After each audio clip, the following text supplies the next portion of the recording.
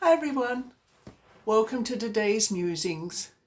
I was thinking of talking about two stories, but I think to keep it brief, I'll just refer to the first story I'd like to talk about, and this is from the Old Testament. It's from Elisha, 2 Kings 6. And Elisha's an interesting prophet. He's one of my favorites. He seemed to be kinder than Elijah. So I love the fact that he was very much aware of the fact that the divine was looking after him all the time. But that didn't necessarily feel the same way for his servant.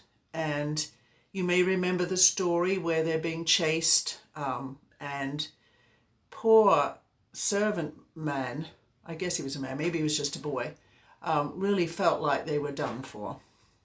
So what they saw, this is what they saw. And when the servant of the man of God arose early and went out, there was an army surrounding the city with horses and chariots. And his servant said to him, "Alas, my master, what shall we do?" So he answered, "Do not fear, for those who are with us are more than those who are with them." And Elisha prayed and said, "Lord, I pray, open his eyes that he may see."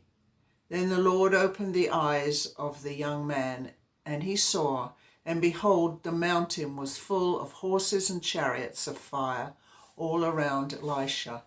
What I love about that story is it's a reality for all of us.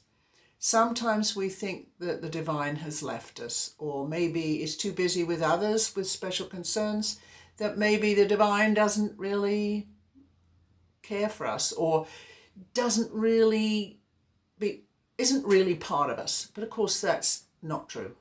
We have the appearance of being alone. We have the appearance of doing everything on our own, but the reality is we don't do anything without the divine, and the divine is there for all of us every day. I love that story about Elisha because he could have just let the servant boy be really agitated, but he didn't want him to feel that way. He felt that it was important that this young lad knew that the divine was looking after all of them. And of course, in this story, Elisha does have that preparation and has that knowledge that the divine was helping him in all parts of his journey.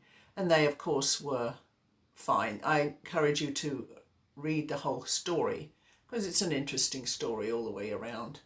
And especially the background of it, and also going onwards how Elisha did not kill the people. He was kind. Presumably that was the influence from the divine.